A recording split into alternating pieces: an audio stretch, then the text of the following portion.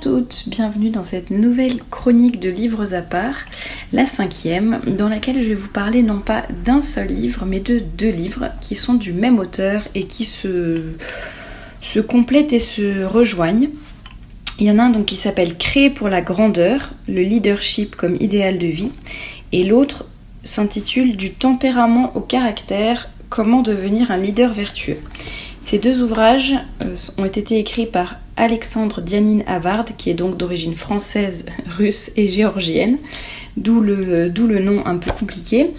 Il nous parle dans ces 2 ouvrages du leadership, mais ces 2 ouvrages s'adressent vraiment pas seulement à ceux qui ont vocation à diriger des équipes, à mener des personnes, à manager ou quoi que ce soit, en bon français, pardon, mais s'adresse à tout le monde. Je pense que ces 2 ouvrages poussent vraiment à mieux se connaître pour donner le meilleur de soi-même et s'épanouir pleinement dans notre vocation, dans notre rôle au quotidien, quel qu'il soit, que ce soit en famille, que ce soit au travail bien sûr, ou dans la vie de façon générale. C'est ça que j'ai vraiment trouvé très intéressant. À propos du livre Créer pour la grandeur, l'auteur dit lui-même « Il m'a fallu 2 ans de recherche pour comprendre que la magnanimité et l'humilité sont les vertus spécifiques des leaders. C'est après avoir observé leur vie et leur comportement que j'en suis arrivée à cette conclusion. 2 ans pour 2 mots, quelle misère, dira-t-on. Quelle misère effectivement s'il s'agissait de mots anodins. Mais voilà que la magnanimité et l'humilité sont des mots dont le contenu est lourd de sens, des mots qui possèdent une charge existentielle et émotionnelle extraordinaire, des mots qui vont droit au cœur car ils sont porteurs d'un idéal de vie. Le leadership est un idéal de vie qui reconnaît, assimile et propage la vérité sur l'homme. » Donc vraiment là les mots à retenir c'est idéal de vie mais aussi vérité. C'est ce que j'ai beaucoup apprécié dans ces 2 ouvrages. C'est vraiment le fait de proposer, de donner le meilleur de nous-mêmes. Ne pas se contenter d'être tiède, ne pas se contenter de vivoter, mais vraiment essayer d'aller jusqu'au bout de toutes nos possibilités, en se connaissant mieux, que ce soit nos forces, nos faiblesses, en ayant l'exemple évidemment de personnes qui ont accompli de grandes choses. Et c'était des personnes qui à la base n'avaient pas forcément, on leur donnait pas forcément gage de leur réussite.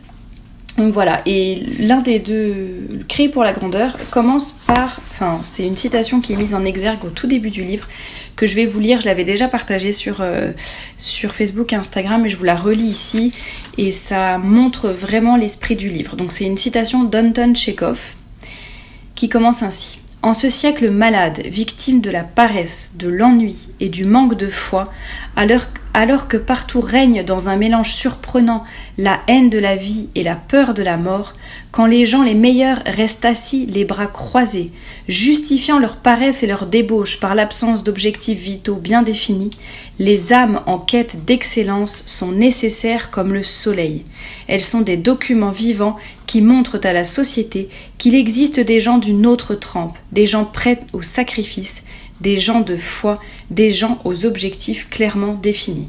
Fin de la citation. Voilà, ça vous donne peut-être une petite idée d'un peu de l'esprit, on va dire, de ce livre. Je peux vous donner vite fait la table des matières, qui est assez simple finalement, puisque le premier chapitre traite de la magnanimité, le deuxième de l'humilité, le 3e chapitre, développer le sens moral, chapitre 4, développer la magnanimité, développer l'humilité au chapitre 5, ensuite conclusion, et il y a des post-scriptum après. Et dans le livre, donc ça c'est pour le livre Créer pour la grandeur, et comme je vous dis, qui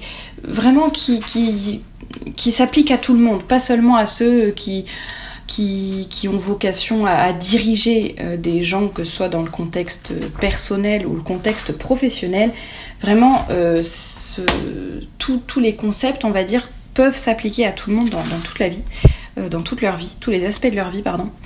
Et le 2e livre, donc toujours du même auteur, donc Alexandre Dianine Havard, s'intitule lui « Du tempérament au caractère, comment devenir un leader vertueux ». Alors pourquoi je vous parle de ces 2 livres en même temps? Donc non seulement parce qu'ils sont du même auteur, mais qu'ils traitent un petit peu de la même chose, mais les 2 livres sont vraiment différents et complémentaires.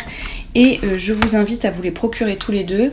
Les deux sont assez petits, en tout cas oui, 130 pages à peu près chacun.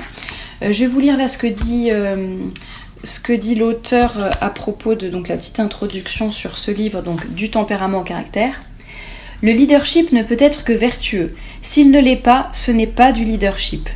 Lorsque les anciens Grecs parlaient de leadership, ils mettaient l'accent sur les vertus de leur leader. Ils ne pouvaient imaginer un leadership dépourvu de valeurs et de vertus.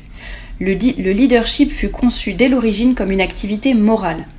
Nous devrions être suffisamment humbles pour écouter ces héros de la civilisation, héros AUT, et suffisamment magnanimes pour nous laisser inspirer par la grande tradition humaniste dont ils posèrent les jalons. En même temps, nous devrions être suffisamment intelligents pour ajouter à cette construction la contribution spécifique de la pensée judéo-chrétienne qui complète nécessairement l'héritage intellectuel de la Grèce antique. Ce livre est une présentation systématique des choses que nous devons savoir et des choses que nous devons faire pour devenir des leaders vertueux. Avant tout, nous devons apprendre à nous connaître nous-mêmes. La connaissance de soi, l'excellence personnelle et la plénitude de vie, voilà l'objectif de cet ouvrage. Bon, je n'aurais pas pu mieux résumer la pensée de l'auteur et le fond de ce livre. Vous l'avez compris, hein, ce qui me plaît évidemment, c'est voilà, l'excellence personnelle, la connaissance de soi. Je trouve que tout au long de ces deux ouvrages, il y a un point de vue qui est comme un filtre, une loupe qui est très intéressante et qui nous force à nous voir tels que nous sommes, certes avec nos qualités, mais aussi avec nos défauts. Enfin, en tout cas, on voit que l'auteur a vraiment bien compris la vertu d'humilité qui est de se reconnaître tel que l'on est, tout simplement.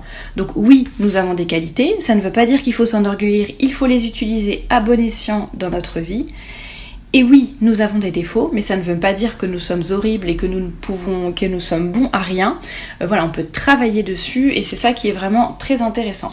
Le livre, en tout cas l'édition que j'ai là, du tempérament au caractère, est un petit peu plus comme un album, c'est-à-dire il est tout en couleur avec des pages assez épaisses.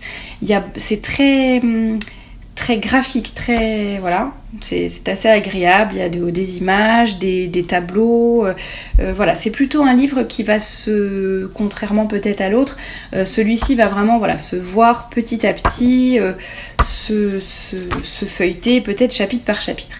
Ce qui est intéressant, je précise là-dedans, peut-être que vous ne connaissez pas cette catégorisation, je ne sais pas si on peut le dire comme ça, des différents caractères. Il y a 4 grands tempéraments qui existent dans la nature humaine, le tempérament colérique, mélancolique, sanguin et flegmatique.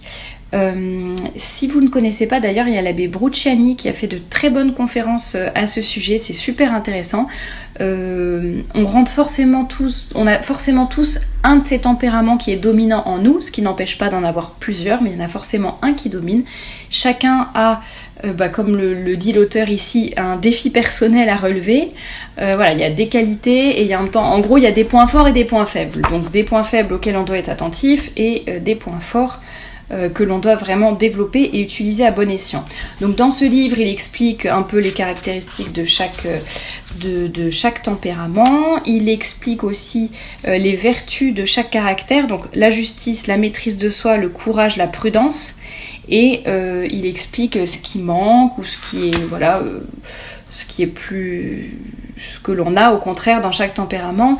Il explique également qu'est-ce que cela nous pousse à faire, prendre des décisions par exemple. On peut avoir trop peur de se tromper, au contraire on peut être trop impétueux. Il explique tout. Il donne également pour chaque caractère, il donne plusieurs exemples de grandes figures. Parfois il parle de Michelin, de Monsieur Michelin, de l'écrivain Solzhenitsyn. Là je vois également Jérôme Lejeune, Peter Drucker, il y en a des plus ou moins connus, mais Maria Callas, je tombe un petit peu au hasard dessus, Jeanne d'Arc. Il donne vraiment des exemples aussi de personnes que l'on connaît, de personnalités, célébrités, et il donne un peu quels étaient leurs caractères, qu'est-ce que ça les a poussés à faire. À la fin du livre, il parle de découvrir sa mission. C'est un appel à l'action. Le but, c'est pas juste de se connaître et voilà. Il parle vraiment du fait qu'on a tous un talent particulier, qu'on doit le formuler, l'avoir clairement en tête pour pouvoir avancer. Et puis après, bon, il reparle un petit peu, de leadership. Enfin, c'est vraiment super intéressant pour se connaître, pour se développer. Ça, c'est ce que j'appelle du vrai développement personnel, qui n'est pas gnangnan, qui n'est pas égoïste, qui n'est pas à dire que vous êtes parfait, que vous n'avez rien à changer. Ça, c'est le vrai développement personnel. On se regarde en face tel que l'on est et on essaye de capitaliser sur ce qu'on a reçu, de corriger ce qui ne va pas. Voilà, donc je vous encourage vraiment à lire ces 2 livres. Vous pouvez également écouter, j'essaierai de vous mettre en barre d'infos si je le retrouve, mais je suis pas sûre qu'on puisse les trouver sur internet en libre accès, je veux dire, mais peut-être qu'ils existent si ça n'existe pas en libre accès, je vous mettrai le lien pour acheter des CD donc des conférences de l'abbé Bruciani sur les tempéraments et les caractères, qui est vraiment passionnant également. Ça pourra venir bien complété. Moi personnellement, j'avais écouté la conférence de l'abbé Bruciani il y a très longtemps, il y a vraiment 5 ou 6 ans peut-être, et ça ne m'a pas empêché d'apprécier le livre. Les 2 vraiment se complètent. Je pense que les conférences sont peut-être plus poussées, on voit plus dans le quotidien, il y a énormément d'exemples pour chaque caractère, voilà ce que les défauts, les qualités, etc. Là, le livre d'Alexandre Diani Navarre est quand même un petit peu plus orienté, pas forcément leadership, mais peut-être un peu plus abstrait. On voit quand même, il y a quand même quelques exemples concrets, mais voilà, les 2 vraiment ont une perspective un peu différente, donc ça se complète. Voilà, je retombe, la humilité spirituelle, reconnaître ses faiblesses, mais reconnaître sa dignité et sa grandeur, reconnaître la dignité de l'autre. Voilà, il y a vraiment, ce sont 2 petits bijoux, ces livres, vraiment, je vous les conseille. Si vous voulez du véritable développement personnel qui soit pas gnangnan, qui soit pas cucul à praline, et qui soit dans la vérité tout simplement. C'est ce que je disais au début, c'est l'idéal de vie, c'est la vérité, c'est avancer et donner le meilleur de nous-mêmes, sans fausse complaisance envers nous-mêmes. C'est vraiment se regarder objectivement, apprendre à se connaître. Et puis bon, évidemment, ceux qui ont vocation à diriger des équipes ou à diriger des personnes, que ce soit dans leur vie personnelle ou professionnelle, bien sûr ça pourra vous aider aussi, mais en tout cas ce n'est pas que pour ces personnes-là. J'espère vous avoir fait connaître des livres que vous ne connaissiez pas, j'espère vous avoir donné envie de les lire, ils sont vraiment formidables ces 2-là. Et la semaine prochaine, dans 15 jours, je vous présenterai une nouvelle chronique, un nouveau livre que j'ai beaucoup apprécié aussi, et cette fois-ci on parlera de féminisme. Je pense qu'on n'a jamais fini de creuser le sujet et de rappeler certaines choses évidentes, mais vu le monde dans lequel on vit, il est nécessaire de ne pas passer à côté. Donc j'espère que cette chronique vous a plu. Si vous avez d'autres idées ou si vous avez lu des livres qui vous ont plu, n'hésitez pas à me le dire en commentaire pour que je puisse moi aussi les lire et éventuellement les présenter s'ils m'ont plu. Et en attendant, je vous dis à dans 15 jours.